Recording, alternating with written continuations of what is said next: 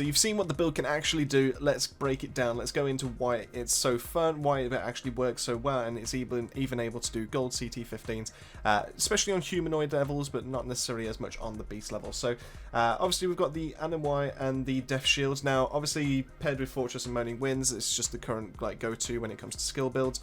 Obviously Fortress gives you a little bit of a bonus when it comes to the damage you're dealing, as well as obviously helping with Moaning Winds when it's combined as well. So that's just standard. Obviously I'm not expecting that to be the meta going forward. I do think at the moment that's probably the best way to run it. It just gives you a little bit of a DPS boost when it comes to Elite or any kind of like Broodmothers, for example, because Broodmothers are probably the bane of this build. You don't necessarily have enough DPS output just by yourself to be able to deal with it, but you are able to deal with like crowds, for example. So not necessarily needed, but it does kind of help out. So if we have a look into the mods, obviously this is where it kind of gets really important. We do have a 4-piece of the Seismic Commander build. Technically you could get away with a 3-piece and just put in there, but I just kind of went with the boots. You can kind of swap those out and put something else on, but we'll get into that into a little second. So when it comes to the Seismic Commander's helmet, we are looking to be able to use Earthquake, Reflect Bullets, and Endless Mass, and those are the 3 skills. So when it comes to anything that's impale wise, we don't want that on the build. So I've replaced the tier 3 mod with Blood Primer, and this means that every single time we use Reflect Bullets, every single bullet that's fired back inflicts bleed. Now obviously this then pairs really nicely with the Seismic Commander bit, because obviously you're getting an extra 50% damage boost when it comes to enemies that are afflicted with bleed. So essentially the first bullet that's sent straight back will inflict bleed, and then every single one after that will be dealing additional damage. Same is also said for Blood Shock for Earthquake, where enemies that are inflicted with Earthquake or get hit by the Earthquake get bleed put onto them, obviously then increasing the damage that are going to be for subsequent attacks. Nice and simple. When we go from there to the Deathproof Chest Armor, the reason why I've kind of gone for that is for the tier 3 mod of Increased Duration for the Reflect Bullets, where it increases the skill duration by 40%. It would be nice to be able to have something that increases our anomaly power, but unfortunately that's the one I've had to settle for the time being. And you potentially could get away with a Marshall set, for obviously because you do have the high intensity mod that's on there. So feel free to be able to use that, but this is just how I set it up, and just because Deathproof doesn't really get enough love, it just kind of helps out a little bit. So increased duration, obviously Reflect Bullets increased by 40%, and then high intensity Endless Mass, anomaly damage against affected targets is increased by 33% for 5 seconds. Now the reason why this works quite nicely is the fact that essentially you group all your enemies into a certain location, and then they start shooting at you, and every single one of those is going to get an increased 33% damage from the Reflect Bullets that you're going to be dealing straight back at them. It's going to make more sense in a second, but for the time being that's the reason why.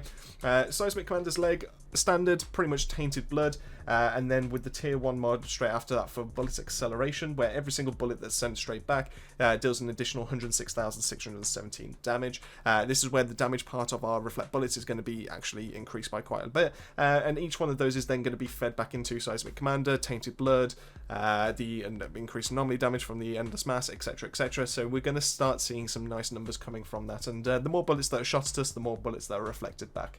When it comes to the Seismic Commander gloves, we've gone for Auto Reflect. Now this is kind of a mod that when the beta first came out was actually like top tier, and the reason why is because you were able to essentially just walk your way through some certain kind of content, and all the enemies would be able to shoot at you, because I don't recall there being many beasts when it came to the beta or came to the demo. So Auto Reflect was basically your best friend, because it was pretty much all humanoid enemies at the time. So Auto Reflect is, in case you don't know, is you can now fight while the skill is active. So that means you can use your skills, you can use your reloads, you can use your melee, but you can run around, etc. But you cannot manually deactivate the skill anymore, and it only negates 50% of the damage. So basically, while you're running around, you basically have like a shield in front of you, and this is your shield this is where your skill is, and every single bullet that comes through that shield towards you will get stopped and then sent straight back. It's not waiting to the end of the skill or anything like that. It's just automatically sent straight back, but you will receive 50% of the damage, and this is where the class tree kind of comes in, because obviously we're still taking some damage, so it makes sense to get some kind of like heal, some regen going on, so that we're actually able to out heal that straight away. And then paired that with the Ground Crush.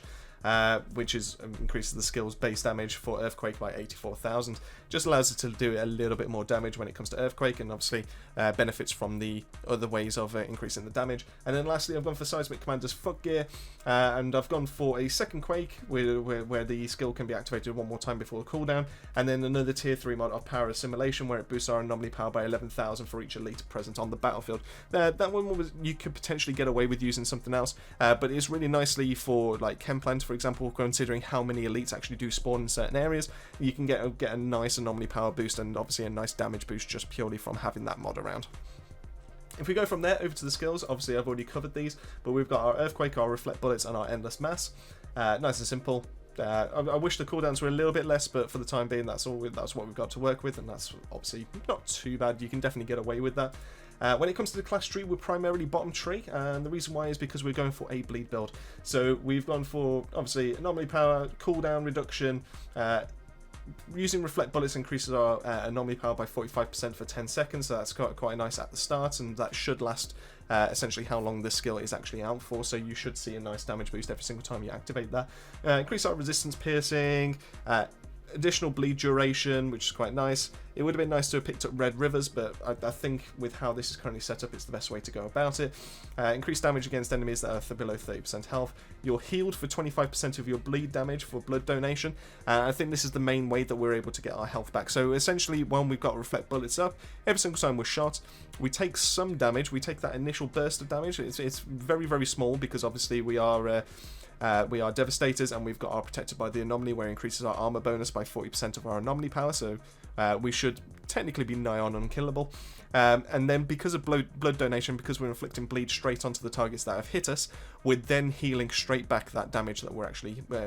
so we essentially get a constant regen of health, and we're constantly dealing out damage because of their own shooting, so it makes sense to actually get shot by in this build. Skilled Sentry obviously can increase our armor and our resistance, and Earth's Heritage was just purely picked up just so we can actually do a little bit more damage when it comes to our Earthquakes. You could potentially get away with using something else on there, but I think that's the way it kind of offsets, so while you're waiting for your Reflect Bullets, you're able to actually deal a little bit of damage, rather than having to rely on Moaning Winds. You actually have something else to be able to like back it up as well.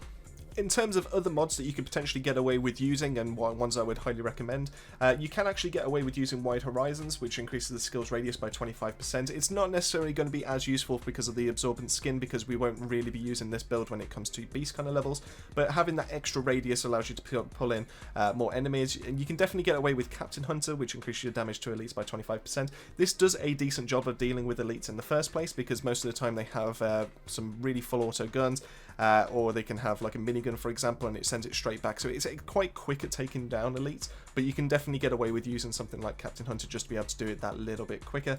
And then the rest were going to be tier 1 mods, so obviously things that imply vulnerable, so you can put like Mosh Pit on for your Endless Mass, but if you really wanted to go and focus primarily on the Reflect Bullets, which I would recommend, obviously we've already picked up quite a lot of these, but you can increase the skill duration a little bit longer. Strongest First is actually a really nice mod to be able to have, and that allows you to be able to whittle down basically a massive group that's in front of you, because obviously the less, but well, you don't need as many bullets to be able to be sent back in the first place.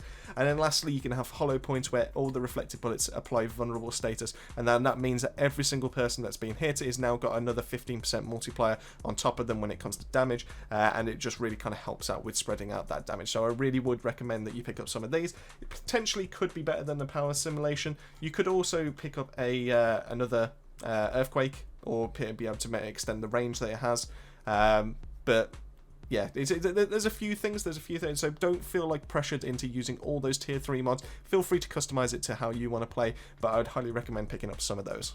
And that wraps up the build. I hope you've enjoyed. I hope you have a little bit of fun being able to test this out. I know I did trying to make it in the game, and I do recommend that you only go for kind of like the bullet kind of levels. As soon as you start encountering some kind of beast, you struggle a little bit compared to everything else because you can't reflect as much back. But just remember that the venomous Perforos, the projectiles that they send out, they inflict toxic, do count as projectiles, so you can actually send those back as well. Massive thank you to the Babylonian family, as always. Their names are going to be popping up on the screen, and remember that you can press the join button that's found right next to the subscribe button to be able to take part and get your name in on there. As always, keep yourself safe, keep yourself well, and I'll see you all on that next video.